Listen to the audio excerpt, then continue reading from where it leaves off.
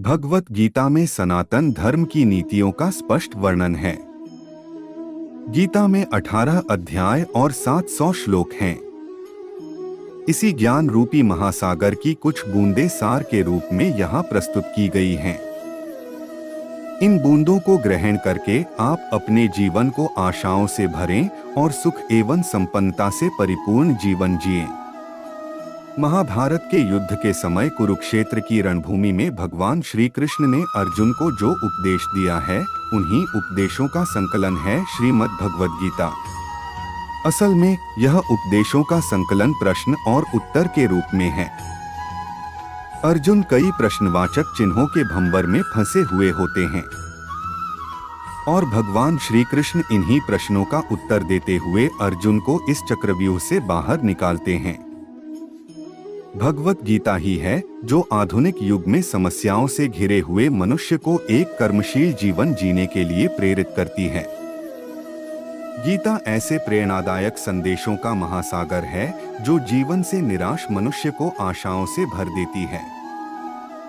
ठीक उसी प्रकार जिस प्रकार भगवान श्री कृष्ण ने अर्जुन की निराशाओं को दूर किया और उसे युद्ध लड़ने के लिए प्रेरित किया, आज की इस भागती दौड़ती जिंदगी में मानव को, उसके मन को, उसकी आत्मा को अगर कोई शांत, स्थिर और प्रसन्नचित रख सकता है तो वह है। नरक के 3 द्वार होते हैं, वासना, क्रोध और लालच। परमात्मा को प्राप्ति के इच्छुक ब्रह्मचर्य का पालन करते हैं। एक ज्ञानवान व्यक्ति कभी भी कामुक सुख में आनंद नहीं लेता। कोई भी इंसान जन्म से नहीं बल्कि अपने कर्मों से महान बनता है।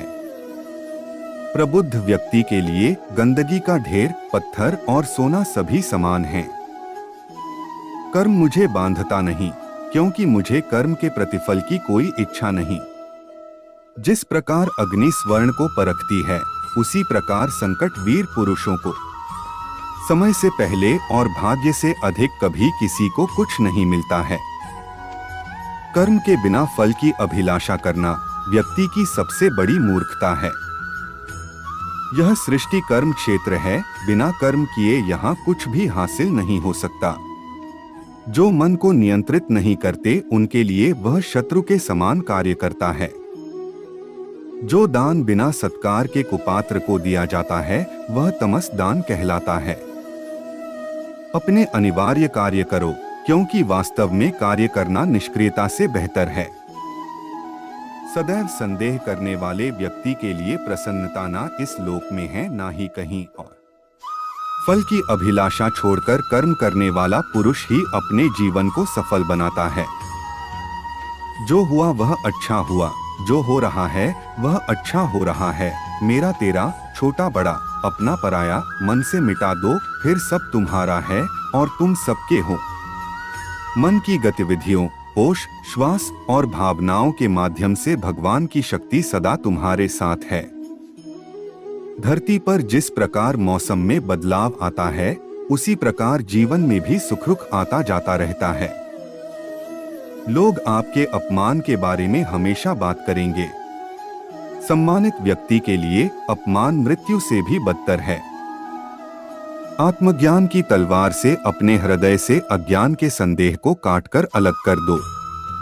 उठो, अनुशासित रहो।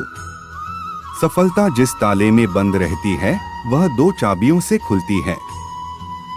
एक कठिन परिश्रम और दूसरा दृढ़ संकल्प। मैं भूतकाल, वर्तमान और भविष्य काल के सभी जीवों को जानता हूँ।